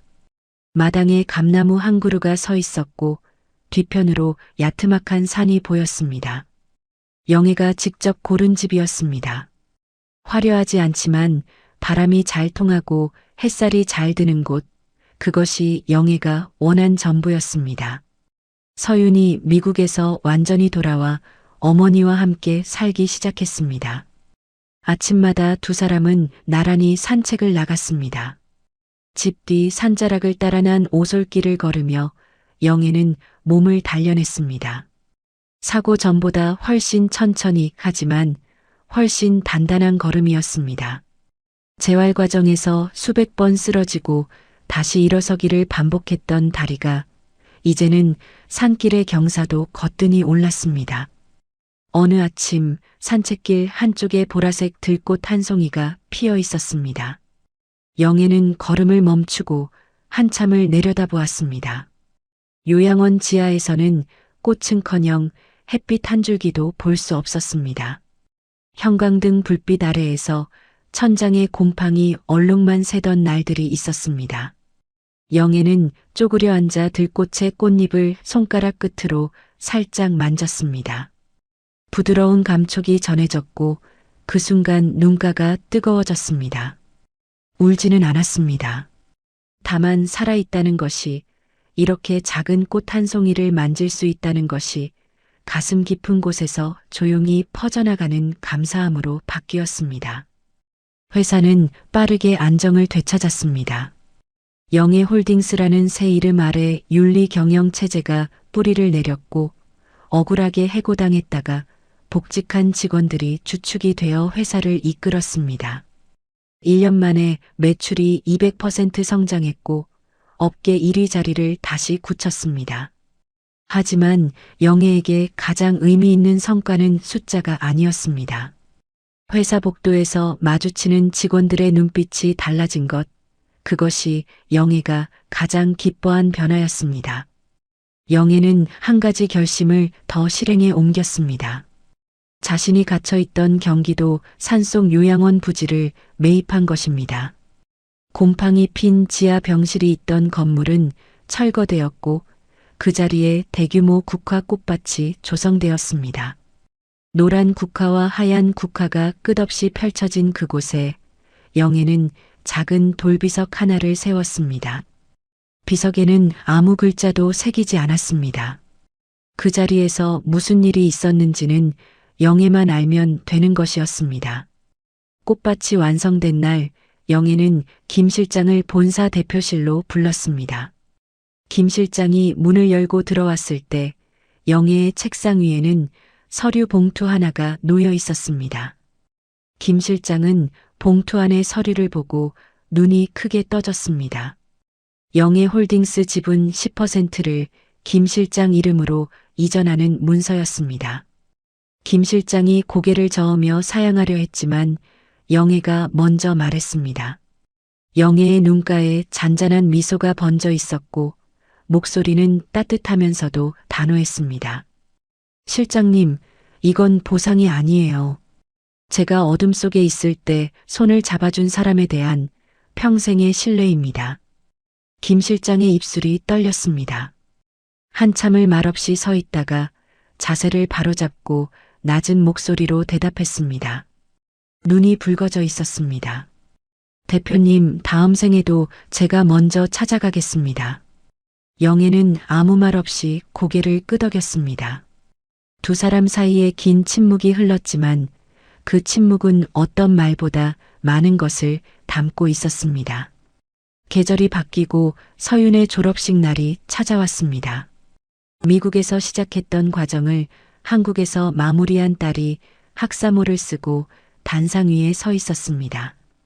영애는 객석 맨 앞줄에 앉아 딸을 바라보았습니다.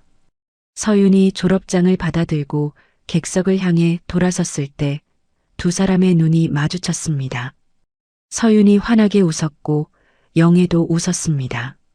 요양원 지하에서 딸을 일부러 멀리 보내야 했던 그 밤의 고통이 이 웃음 하나로 보상받는 기분이었습니다.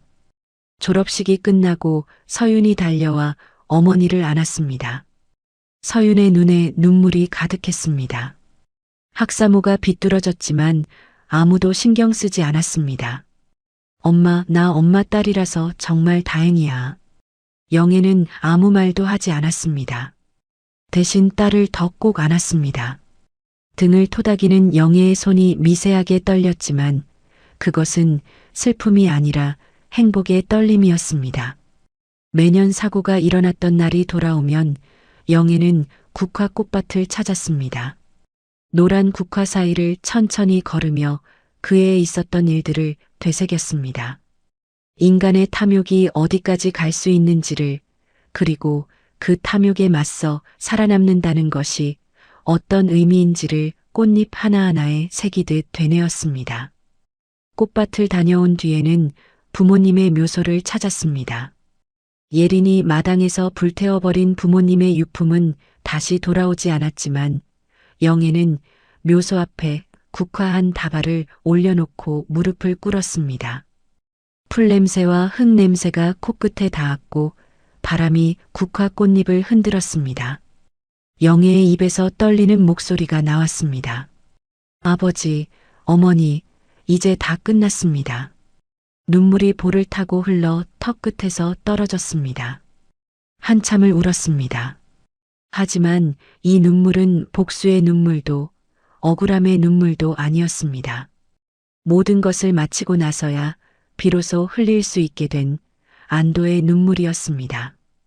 어느 점심때 영애는 김 실장과 함께 본사 근처의 소박한 국밥집에 앉았습니다. 뜨거운 국밥 위로 김이 모락모락 올라왔고 두 사람은 말없이 밥을 먹었습니다. 수천억 원 규모의 회사를 이끄는 사람이 동네 국밥집에서 밥을 먹는 모습은 누가 봐도 평범했습니다. 영애는 국물을 한 숟갈 떠 마시고 나서 조용히 웃었습니다. 내 이름을 되찾고 먹는 밥이 세상에서 가장 달구나. 김 실장도 미소를 지었습니다. 아무 말도 하지 않았지만 그 미소 안에 모든 대답이 들어 있었습니다. 저녁에 서윤이 거실 소파에 앉아 책을 읽고 있을 때 영애가 옆에 앉아 딸의 머리카락을 쓸어넘겼습니다. 서윤이 고개를 돌려 어머니를 바라보자 영애가 조용한 목소리로 말했습니다. 얘야, 세상에서 가장 강한 무기는 돈이 아니야. 내 자신을 지키는 의지란다. 서윤이 어머니의 손을 잡고 고개를 끄덕였습니다. 거실 창으로 석양빛이 비쳐들어와 두 사람의 얼굴을 따뜻하게 물들였습니다. 영애는 자신의 이야기를 자서전으로 남기기로 결심했습니다. 매일 새벽 2시간씩 서재에 앉아 한 글자씩 써내려갔습니다. 노점에서 반찬을 팔던 시절부터 3천억 원 기업의 창업주가 되기까지 남편의 배신과 절벽 아래로의 추락, 지하 병실에서의 100일, 그리고 키리를 신고 파티장에 걸어 들어간 밤까지. 마지막 페이지에 영애는 펜을 멈추고 한 줄을 적었습니다. 용서는 하늘이 하고 심판은 내가 한다. 자서전이 완성된 날 영애는 혼자서 한강 둔치를 찾았습니다. 손에는 낡은 비닐봉투가 들려 있었습니다.